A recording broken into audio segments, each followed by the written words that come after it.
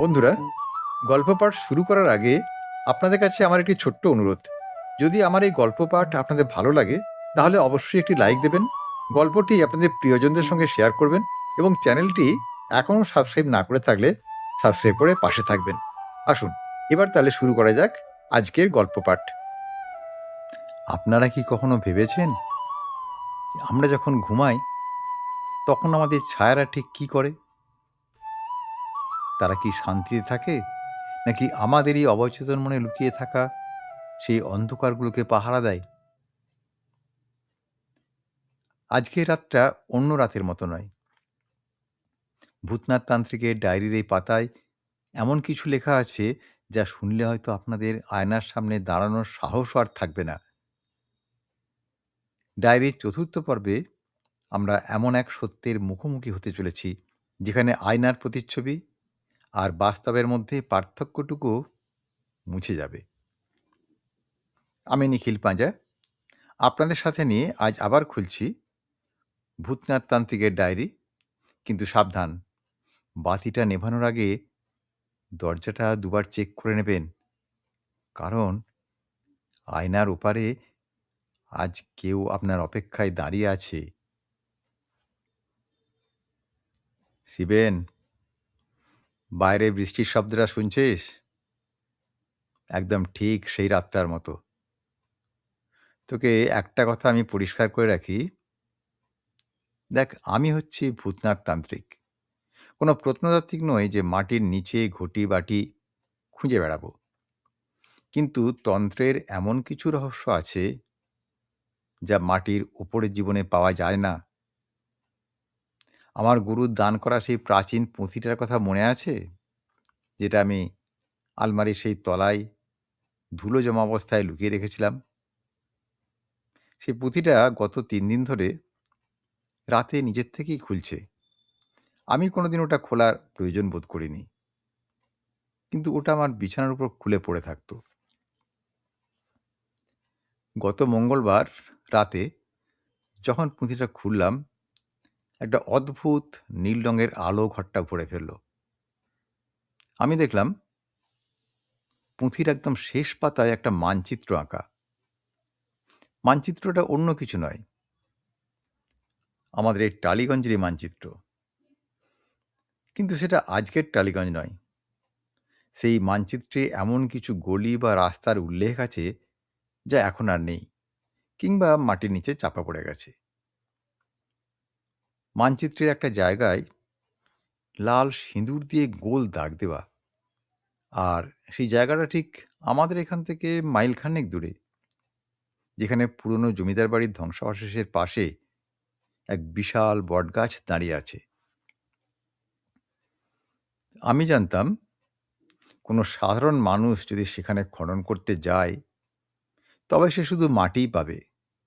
কিন্তু তান্ত্রিক যখন সেখানে যাবে, সে পাবে ইতিহাসের সেই ছায়াগুলো যারা আজও মাটির নিচে জ্যান্ত হয়ে আছে। তো আমি আমার তান্ত্রিক ঝোলা গুছিয়ে নিলাম।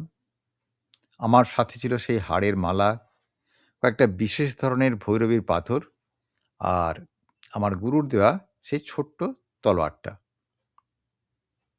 রাত যখন 2টো বাজে, আমি সেই বটগাছটার কাছে গিয়ে পৌঁছলাম। চারপাশ একদম নিস্তব্ধ, একটা শেয়ালও ডাকছে না।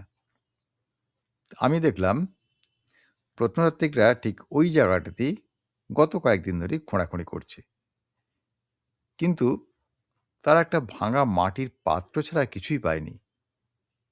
তাই তারা হাল ছেড়ে চলে গেছে। কিন্তু আমি যখন সেই জায়গাটায় দাঁড়ালাম, আমার পায়ের নিচের মাটি কাঁপছিল। তুই ভাবছিস এটা ভূমিকম্প? না শিবেন, ওটা ছিল মাটির নিচের এক অদ্ভুত স্পন্দন, যেন কেউ নিচে দাঁড়িয়ে তাল ঠুকছে। আমি আমার তান্ত্রিক দৃষ্টি খুললাম। আমার তৃতীয় নয়ন দিয়ে যখন ওই অন্ধকার মাটির দিকে তাকালাম, আমার চোখের সামনে দৃশ্যটা বদলে গেল। আমি দেখলাম মাটির নিচে কোনো সাধারণ মাটি নেই। সেখানে আছে শত শত পাথরের স্ল্যাব, যা কোনো এক অদৃশ্য শক্তির মন্ত্রে একে অপরের সাথে গেঁথে আছে। এই স্থাপত্য কোনো মানুষের তৈরি নয়। এটা এমন এক তান্ত্রিক কারুকার্য যা হাজার বছর ধরে মাটির নিচে কোনো এক অশুভ শক্তিকে আটকে রেখেছে। আমি মাটির উপরে হাত রাখলাম। আমার হাতের তালুতে এক প্রচণ্ড বিদ্যুতের ঝটকা লাগলো। মনে হলো মাটির নিচ থেকে হাজার হাজার কণ্ঠস্বর একসাথে আর্তনাদ করে উঠছে। তারা কাঁদছে না, তারা চিৎকার করছে, আমাদের মুক্তি দে, আমাদের মুক্তি দে। আমি বুঝতে পারলাম এটা কোনো প্রত্নতাত্ত্বিক খনন নয়, এটা হলো কোনো এক তান্ত্রিকের চিরস্থায়ী কারাদণ্ড।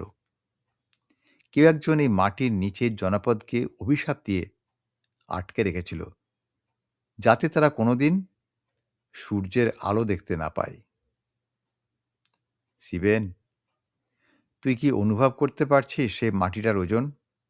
আমার সারা শরীরের রক্ত যেন আমার পায়ের তলায় নেমে আসছিল। আমি সে মাটির উপর আলতা দিয়ে একটা মণ্ডল আঁকলাম। আমি জানতাম এই মণ্ডলের ভেতর দিয়ে যদি আমি মাটির নিচে নামতে পারি, তবেই আমি সেই রহস্যের জট খুলতে পারব। আমি মন্ত্র পড়তে শুরু করলাম। আশেপাশের গাছপালাগুলো যেন ভয়ে কেঁপে উঠছে। হঠাৎ সেই বটগাছটার গোড়ার মাটি ফেটে গেল। একটা সরু ফাটল দিয়ে এক অদ্ভুত ধোঁয়া বেরিয়ে এলো। আমি জানি না এই ধোঁয়াটা কিসের, কিন্তু তার গন্ধে মনে হচ্ছে হাজার বছরের জমে থাকা একটা শ্বাসকষ্ট। আমি আমার ঝোলার আলোটা জ্বেলে সেই ফাটলের ভেতরে তাকালাম। অনেক নিচে একদম অন্ধকারের গহ্বরে একটা সিঁড়ি দেখা যাচ্ছে। পাথর কেটে তৈরি সেই সিঁড়িটা যেন স্বয়ং জমের বাড়ির দিকে নিয়ে যাচ্ছে। আমি এক মুহূর্তের জন্য দাঁড়িয়ে ভাবলাম, আমার নামা কি উচিত? আমি কি তবে কোনো অশুভ আমন্ত্রণ গ্রহণ করছি? কিন্তু আমার ভেতরে সেই পুরনো ক্ষুধা, অজানাকে জানার নেশা আমাকে টেনে নিল। আমি সেই সিঁড়ি দিয়ে নামতে শুরু করলাম। প্রতিটি ধাপ নামার সময় মনে হচ্ছিল আমি কেবল মাটির গভীরে যাচ্ছি না, আমি আমার নিজের অতীত থেকেও অনেক, অনেক দূরে সরে যাচ্ছি। টালিগঞ্জের এই ব্যস্ত শহরের নিচে যে এত বড় একটা গোপন জগৎ লুকিয়ে আছে, তা পৃথিবীর কেউ কোনোদিন কল্পনাও করতে পারেনি। সেই সিঁড়ির দেওয়ালে আঁকা লিপিগুলো দেখেই আমি চমকে উঠলাম। ওটা কোনো লিপি নয়, ওটা হলো এক ধরনের জ্যামিতিক নকশা, যা দিয়ে অশরীরী আত্মাদের আটকে রাখা হয়। আমি যখন ১০ নম্বর ধাপে পৌঁছলাম, দেখলাম দেয়ালগুলোর থেকে ঘাম ঝরছে। সেটা জলের ঘাম নয়, সেটা হলো প্রাচীন তেলের ঘাম। আমি বুঝতে পারলাম আমি এমন এক জায়গায় পা রেখেছি যেখানে আলো কোনোদিন প্রবেশ করেনি। মাটির নিচে এই নীরবতা কত ভয়ঙ্কর হতে পারে, তুই যদি না নামতিস তবে বুঝতেই পারতিস না শিবেন। এখানে নিঃশব্দতাটাও যেন কথা বলে। এখানে প্রতিটা ধূলিকণা যেন এক একটা অভিশপ্ত আত্মার স্মৃতি। আমি যখন একদম নিচে পৌঁছলাম, আমার চারপাশটা এক ভয়াবহ নীল আলোয় উদ্ভাসিত হলো। সেই আলোটা কোনো সূর্যর থেকে আসছে না। সে আলো আসছে মাটির দেয়ালের উপর খোদাই করা পাথরের চোখ থেকে। শিবেন, তুই কি শুনতে পাচ্ছিস? আমি যখন সেই নিচে পৌঁছলাম, আমার কানে একটা না একটা আওয়াজ আসছিল। ঝুনঝুন, ঝুনঝুন, ঝুনঝুন, কোনো ধাতব চুড়ির শব্দ। কেউ একজন আমার ঠিক পেছনে দাঁড়িয়ে আছে। আমি পিছু ফিরলাম। কেউ নেই। কিন্তু আমার কাঁধে অনুভব করলাম এক শীতল হাতের স্পর্শ। সেই হাতটা কি আমার গুরুর?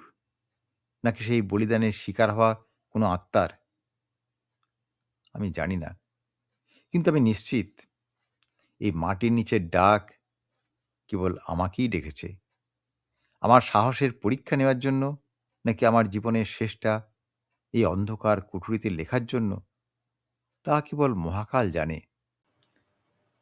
শিবেন, আয়নার দিকে একবার তাকা তো।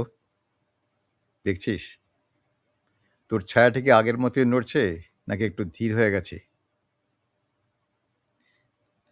আমি যখন সেই সিঁড়ি দিয়ে মাটির গভীরে নামছিলাম তখন মনে হচ্ছিল কি জানিস, সময়টা স্থির হয়ে গেছে। উপরের জগতের কোলাহল, ট্রাফিক, মানুষের ভিড় সব যেন কয়েক আলোকবর্ষ দূরে। আমার প্রতিটি পদক্ষেপের সাথে সাথে সুড়ঙ্গের দেওয়ালগুলো যেন আরো চেপে বসছিল। শিবেন, তুই তো জানিস, তান্ত্রিক সাধনায় আমরা যখন কোনো বিশেষ স্থানে প্রবেশ করি তখন আমাদের সাধারণ দৃষ্টি আর কাজ করে না। আমি আমার চোখ দুটো বন্ধ করলাম আর আমার মানসপটে ফুটিয়ে তুললাম আমার তান্ত্রিক দৃষ্টি।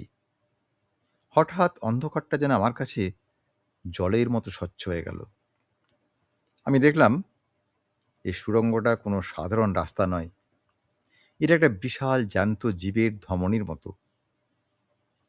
সুড়ঙ্গের দেওয়ালে যে জ্যামিতিক নকশাগুলো আমি সিঁড়িতে দেখেছিলাম সেগুলো এখন জ্বলজ্বল করছে। সেগুলো কেবল অলঙ্করণ নয়, ওগুলো হলো এক একটি বাধা, ব্যারিয়ার। আমি যখন তান্ত্রিক দৃষ্টি নিয়ে ভালো করে দেখলাম আমার রক্ত একবারে হিম হয়ে গেল। প্রতিটি দেওয়ালে হাজার হাজার মানুষের মুখ খোদাই করা, যারা হয়তো হাজার বছর আগে এই মাটির নিচে হারিয়ে গিয়েছিল। তাদের চোখগুলো যেন আমার দিকে তাকিয়ে আছে। তারা কোনো পাথর নয়, তারা এক একটি আত্মা, যারা এই সুড়ঙ্গের দেওয়ালের ভিতরেই নিজেদের অস্তিত্বকে মিশিয়ে দিয়েছে। আমি বুঝতে পারলাম আমি কেবল মাটির নিচে নামছি না, আমি একটা বিশাল আধ্যাত্মিক কারাগারের ভেতরে প্রবেশ করছি। সুড়ঙ্গটা হঠাৎ দুভাগে ভাগ হয়ে গেল। বাঁদিকের পথটার থেকে অদ্ভুত একটা মিষ্টি গন্ধ আসছে, যেন কোনো পবিত্র ধূপ জ্বালা হচ্ছে। আর ডান দিকের পথটার থেকে আসছে রক্ত আর পচা মাংসের গন্ধ। আমি আমার রুদ্রাক্ষের মালাটা হাতের তালুতে চেপে ধরে অনুভব করার চেষ্টা করলাম কোন পথে আমার গুরু গিয়েছেন। মালাটা যেন চুম্বকের মতো আমাকে ডান দিকের পথটার দিকে টেনে নিয়ে যাচ্ছে। আমি ডান দিকের অন্ধকার পথটায় পা বাড়ালাম। পথ যত এগোচ্ছি দেয়ালগুলো থেকে মৃদু গুনগুন আওয়াজ আসছে। সেটা কোনো মানুষের ভাষা নয়, ওটা হলো মন্ত্রের এক বিকৃত রূপ। কে একজন যেন উল্টো দিক থেকে অনবরত মন্ত্র পড়ে যাচ্ছে। আমি যখন পথটা শেষ প্রান্তে এসে পৌঁছালাম সেখানে দেখলাম এক প্রকাণ্ড দরজার মতো পাথর। পাথরটার গায়ে কোনো হাতল নেই, কিন্তু ওটার ঠিক মাঝখানে একটা মানুষের হাতের ছাপ খোদাই করা। আমি জানতাম এই ছাপটা কার।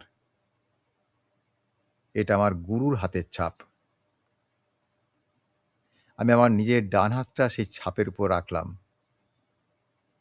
শিবেন, তুই বিশ্বাস করবি না, ওই পাথরের ভেতর থেকে উষ্ণ রক্ত চুইয়ে আমার হাতের উপর পড়তে লাগলো। পাথরের দরজাটা এক কান ফাটানো শব্দে ধীরে ধীরে খুলতে শুরু করলো। আমার চারপাশটা কেঁপে উঠল। আমার মনে হলো আমি যদি এখন দরজাটা খুলে ফেলি তবে আমি আর কোনো দিন পৃথিবীর আলো আর দেখতে পাবো না। কিন্তু আমার মন বলছিল গুরুর কোনো নির্দেশ এখানে আমার জন্য অপেক্ষায় আছে। আমি দরজাটা ঠেলে ভেতরে প্রবেশ করলাম। ভেতরে যা দেখলাম তাতে আমার পায়ের তলার মাটি সরে গেল। একটা বিরাট গোলাকার হলঘর, মাঝখানে কোনো মাটি নেই, আছে এক গভীর গর্ত যেখান থেকে এক গাঢ় নীল আলো স্তম্ভের মতো উপরে উঠে যাচ্ছে। আর ওই গর্তটার চারপাশে বসে আছে একদল অশরীরী সত্তা, যাদের কোনো শরীর নেই, আছে শুধু জ্বলন্ত চোখ। তারা আমার দিকে তাকিয়ে নেই, তারা তাকিয়ে আছে সেই নীল আলোর ওপরের কোনো এক অদৃশ্য শক্তির দিকে। আমি বুঝতে পারলাম এই সুড়ঙ্গটা কোনো সাধারণ জায়গা নয়। এটা সেই জায়গা যেখানে মাটি আকাশকে ধরে রাখার চেষ্টা করছে। আমি আমার তান্ত্রিক ঝোলার থেকে সিঁদুর আর চাল ছড়িয়ে সেই অশরীরী চক্রের বাইরে একটা গণ্ডি কাটলাম। কিন্তু অদ্ভুত, গণ্ডিটা কাজ করছিল না। সেই সত্তাগুলোর মধ্যে থেকে একটা ছায়া আমার কাছে এগিয়ে এলো। তার মুখটা নেই, কিন্তু তার কণ্ঠস্বর আমার মনের গভীরে প্রতিধ্বনিত হলো। এতদিন পর একজন জীবন্ত তান্ত্রিক এলো, কিন্তু তুমি কি মুক্তি দিতে এসছো, নাকি নিজেও এখানে বন্দী হতে এসেছো? শিবেন, তুই কি অনুভব করতে পারছিস সেই প্রশ্নের গুরুত্ব? আমি সেই মুহূর্তে বুঝলাম, আমি কেবল তান্ত্রিক নই, আমি অশুভ চক্রের শেষ শিকার। আমি যখন পিছু ফিরতে গেলাম, দেখি আমি যে দরজা দিয়ে ঢুকেছিলাম তা অদৃশ্য হয়ে গেছে। আমি এখন এই গোলকধাঁধায় একা, আর আমার সামনে দাঁড়িয়ে আছে সেই আদিতান্ত্রিক, যার কথা আমি পুঁথিতে পড়েছিলাম। সে আমার দিকে তাকিয়ে হাসল। তার হাসিতে কোনো শব্দ নেই, আছে শুধু এক গভীর হাহাকার, যা এই গোলকধাঁধার প্রতিটি দেওয়ালে ধাক্কা খাচ্ছে। শিবেন, এর পরের দৃশ্যটা যদি তুই কল্পনা করতে পারিস, তবে তোর গলা শুকিয়ে কাঠ হয়ে যাবে। তুই ভাবছিস আমি হয়তো ভয় পেয়েছিলাম। না, তান্ত্রিকের চোখে ভয় বলে কিছু নেই। কিন্তু যখন তুই দেখবি তোর চোখের সামনেই প্রকৃতির নিয়মগুলো উল্টে যাচ্ছে, তখন হাড় হিম হওয়াটাই স্বাভাবিক। সেদিন সেই গোলাকার হলঘরে নীল আলোর স্তম্ভের সামনে দাঁড়িয়ে থাকা সে আদিতান্ত্রিক যখন আমার দিকে এগিয়ে এলো, তখন আমার মনে হলো আমার শরীরের প্রতিটি কোষ যেন স্থবির হয়ে গেছে। তার সারা শরীর থেকে যেন এক অশুভ কুয়াশা বের হচ্ছে, আর সেই কুয়াশায় ভেসে উঠছে ১০০ বছরের পুরনো সব অভিশপ্ত স্মৃতি। সে কোনো মানুষ ছিল না, আবার প্রেতও নয়। সে ছিল এক শক্তি সংগ্রহকারী। তান্ত্রিকরা সাধারণত শক্তি আহরণ করে দেবতার কাছ থেকে বা প্রকৃতির কাছ থেকে, কিন্তু এই সত্তাটি শক্তি চুরি করে নিয়েছিল মাটির নিচে বন্দী সেই সব আত্মাগুলোর কাছ থেকে। সে তার হাতটা বাড়াতেই আমার চারপাশে নীল আলোটা আরও তীব্র হয়ে উঠল। আমি দেখলাম সেই আলোটা আসলে কোনো আলো নয়, ওটা হলো সেই সব মানুষের আর্তনাদ যারা এই সুড়ঙ্গের গোলকধাঁধায় পথ হারিয়েছিল। আমি আমার তলোয়ারটা বের করলাম, কিন্তু অদ্ভুত ব্যাপার, তলোয়ারের ধারটা যেন সেই নীল আলোয় গলে যাচ্ছে। তলোয়ারটা আবার হাত থেকে ছিটকে পড়ে সে নীল আলোর স্তম্ভে বিলীন হয়ে গেল। আমি নিরুপায় হয়ে আমার গুরুর দেওয়া সে হাড়ের মালাটা ছুঁড়ে মারলাম। মালাটা বাতাসের মাঝখানেই মাঝপথে থেমে গেল, যেন কোনো এক অদৃশ্য দেয়াল তাকে আটকে দিয়েছে। আদিতান্ত্রিকটি হাসতে শুরু করল। সেই অট্টহাসি পুরো সুড়ঙ্গটাকে কাঁপিয়ে দিল। সে বলল, ভূতনাথ, তুমি যার খোঁজে এসেছ সে তো আর নেই। তোমার গুরু অনেক আগেই এ শক্তির কাছে নিজেকে সমর্পণ করে এই কারাগারের পাহারাদা হয়ে গেছে। শিবেন, তুই বিশ্বাস করিস আমার গুরু, যার কাছে আমি তান্ত্রিকতার দীক্ষা নিয়েছি, তিনি কি এই নরকের অংশ? আমি চিৎকার করে বললাম, মিথ্যা! আমার গুরু কখনো অশুভ শক্তির উপাসক হতে পারে না। আর সাথে সাথে সে নীল আলোর স্তম্ভের ভেতর থেকে একটা ছায়া বেরিয়ে এলো। আমি চিনতে পারলাম, হ্যাঁ, সেই জটাজুটোধারী চেহারা, সেই গলার কণ্ঠস্বর, কিন্তু তার চোখগুলো, তার চোখ দুটো ছিল ওই আদিতান্ত্রিকের মতোই আগুনের গোলক। তিনি আমায় কোনো কথা বললেন না, শুধু তার হাতটা আমার দিকে বাড়িয়ে দিলেন। আমি বুঝতে পারলাম তিনি আমাকে এই কারাগারের শৃঙ্খলা পড়াতে চাইছেন। তিনি চান আমি যেন তার উত্তরসূরি হিসেবে এই মাটির নিচের জনপদকে পাহারা দিই। শিবেন, তুই কি বুঝতে পারছিস কেন আমি তোকে বারবার বলেছিলাম এই ডায়েরিটা না পড়তে? এই ডায়েরিটা আসলে ছিল একটা ফাঁদ। আমার গুরু জানতেন যে আমি একদিন না একদিন এই মানচিত্র অনুসরণ করে এখানে আসবই। তিনি আমাকে ডাকছিলেন, কিন্তু মুক্তির জন্য নয়, তার জায়গায় আমাকে বসানোর জন্য। আমি তখন আমার সব শক্তি জড়ো করলাম। তান্ত্রিকের শেষ অস্ত্র নিজের আত্ম উৎসর্গ। আমি আমার গলা রুদ্রাক্ষের মালাটা ছিঁড়ে ফেললাম এবং সেই পবিত্র পুঁথিটার পাতাগুলো ছিঁড়ে নীল আলোর দিকে ছুঁড়ে দিলাম। পুঁথির প্রতিটি অক্ষর বাতাসে ভাসতে ভাসতে আগুনের মতো জ্বলতে লাগলো। পুরো কক্ষটা যেন একটা বিশাল বিস্ফোরণের জন্য তৈরি হচ্ছে। আদিতান্ত্রিক এবং আমার গুরু দুজনেই আর্তনাদ করে উঠলেন। সেই নীল আলোটা হঠাৎ উল্টো দিকে ঘুরতে শুরু করলো। সুড়ঙ্গের দেয়ালগুলো কাঁপতে কাঁপতে চড়চড় করে ফেটে যাচ্ছে। আমি বুঝতে পারলাম আমি এই কারাগারটিকে ধ্বংস করতে চলেছি, আর সেই ধ্বংসের সাথে আমিও হয়তো মাটির নিচে চিরতরে চাপা পড়ে যাব। কিন্তু শোনো শিবেন, আমি পিছপা হয়নি। আমি আমার শেষ মন্ত্র উচ্চারণ করলাম, যেটা কেবল মৃত্যুর মুখে দাঁড়িয়েই পড়া যায়। আমার চারপাশটা যখন ধসে পড়ছে, তখন আমি দেখলাম আমার গুরুর চোখ থেকে এক বিন্দু জল গড়িয়ে পড়ছে। তিনি কি তবে আমাকে মুক্তি দিতে চেয়েছিলেন, নাকি সে অশ্বই ছিল আমার ধ্বংসের সাক্ষী? শিবেন, সে নীল আলোর স্তম্ভটি যখন উল্টো দিকে ঘুরতে শুরু করলো, মনে হলো যেন ব্রহ্মাণ্ডের সমস্ত শক্তি ওই এক বিন্দুতে এসে জমা হয়েছে। সুড়ঙ্গের ছাদ থেকে বড় বড় পাথরের চাঙড় খসে পড়ছে। চারদিকে ধুলো আর বালির ঝড়। আদিতান্ত্রিকের অট্টহাসি আর আমার গুরুর সেই করুণ আর্তনাদ, সব মিলিয়ে যেন এক নরকীয় পরিবেশ। আমি জানতাম এই ধ্বংসলীলার হাত থেকে পালানোর কোনো সাধারণ রাস্তা নেই। আমি আমার শেষ শক্তিটুকু সঞ্চয় করে মাটি আঁকড়ে ধরলাম।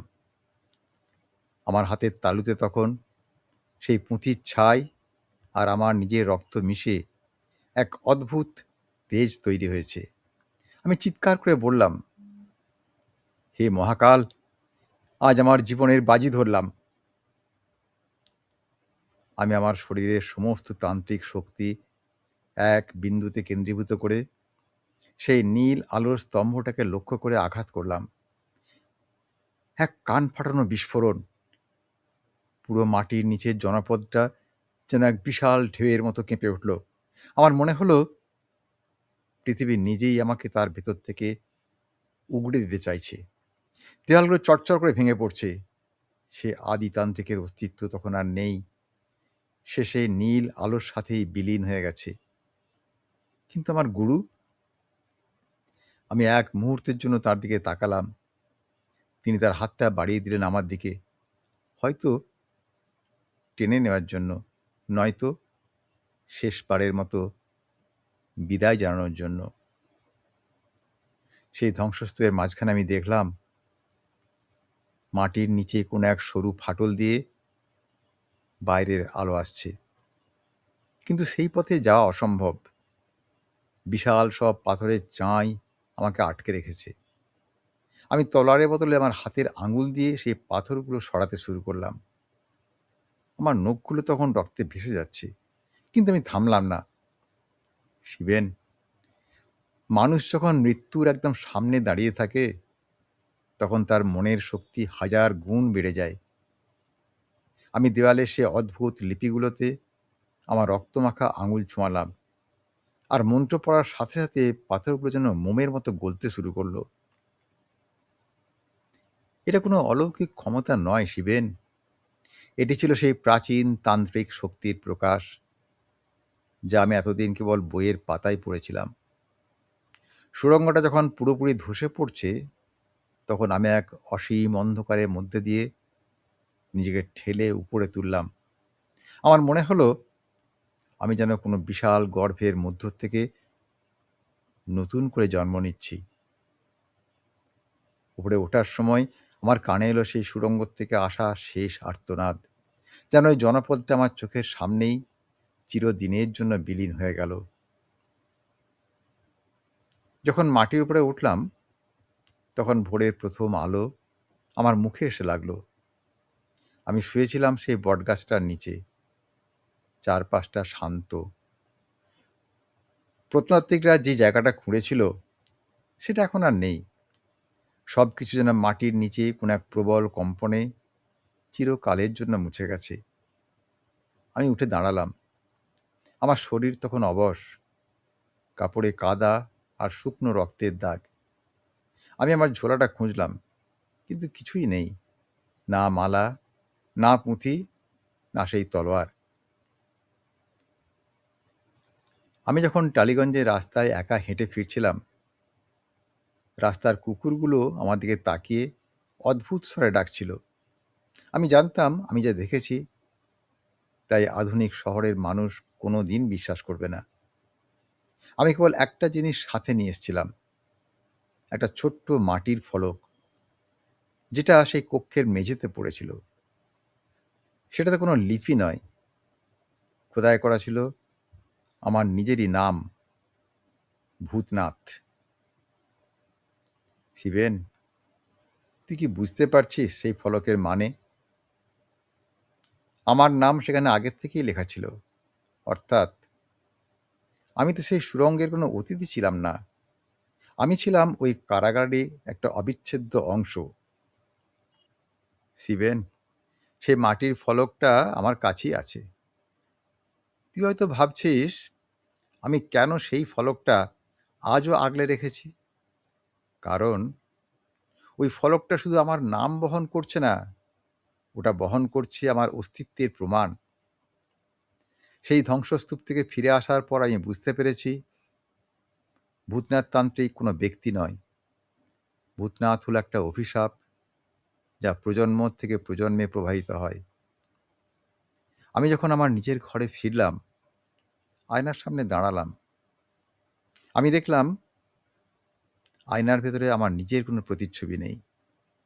আছে শুধু সেই সুড়ঙ্গের দেওয়াল, সেই নীল আলো আর আমার গুরুর সেই করুণ মুখ। আমি বুঝতে পারলাম সুড়ঙ্গ থেকে বেরিয়ে এসে আমি প্রাণ ফিরে পাইনি। আমি কেবল আমার অভিশপ্ত ছায়াটাকে মুক্ত করে দিয়েছি। আর আমি তো সেই কবেই ওই মাটির নিচে রয়ে গেছি। আজকের এই ভূতনাথ কেবল এক অশরীরী সত্তা, যে তোকে গল্প শুনিয়ে নিজের তৃষ্ণা মেটাচ্ছে। শিবেন, তুই কি লক্ষ্য করেছিস কত কদিন ধরে তোর গলার স্বর কেমন যেন আমার মতো হয়ে যাচ্ছে? তুই কি বুঝতে পারছিস না কেন আমি এই গল্পগুলো তোকে শোনালাম? এই গল্পগুলো কোনো ভৌতিক কাহিনী নয়। এই গল্পগুলো এক একটি লিঙ্ক। আমি আমার বোঝা তোর উপর দিয়ে দিচ্ছি। ভূতনাথ তান্ত্রিকের ডায়েরির শেষ পাতায় লেখা ছিল, যেই গল্প শেষ পর্যন্ত শুনবে সেই হবে পরবর্তী পাহারাদার। তুই আজ আমার এই ডায়েরিটা বন্ধ করবি। তুই যখন এই ঘর থেকে বেরিয়ে যাবি, তুই আর আগের শিবেন থাকবি না। তুই হবি সেই পরবর্তী তান্ত্রিক, যে আমার মতোই কোনো এক রাতে কোনো এক অজানাকে জানার নেশায় মাটির নিচে হারিয়ে যাবে।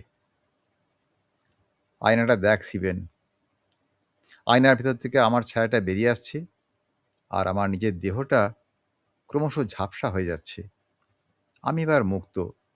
এই অন্ধকার জগৎ থেকে আমি মুক্তি পাচ্ছি। কিন্তু তুই এই অন্ধকারের নতুন অধ্যায় শুরু করলি। শিবেন, আর দেরি করিস না। এই ডায়েরিটা এবার তুই নিজের কাছে রাখ। আর হ্যাঁ, বাতিটা নিভিয়ে দে। আমার সময় ফুরিয়ে এলো। এই ঘরে আর কোনো ভূতনাথ নেই। আছে শুধু এক নতুন পাহারাদার, তুই। আজকের এই শেষ গল্পের শেষ লাইনে এসে আমি তোকে বলে যাচ্ছি, আমার ছায়াটা এখন তোকেই বয়ে বেড়াতে হবে।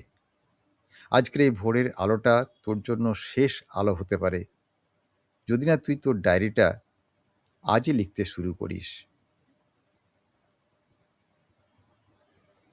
বন্ধুরা, আজকের এই পর্বটি কেবল একটি গল্পের সমাপ্তি নয়, এটি একটি অশুভ চক্রের নতুন সূচনার পূর্বাভাস।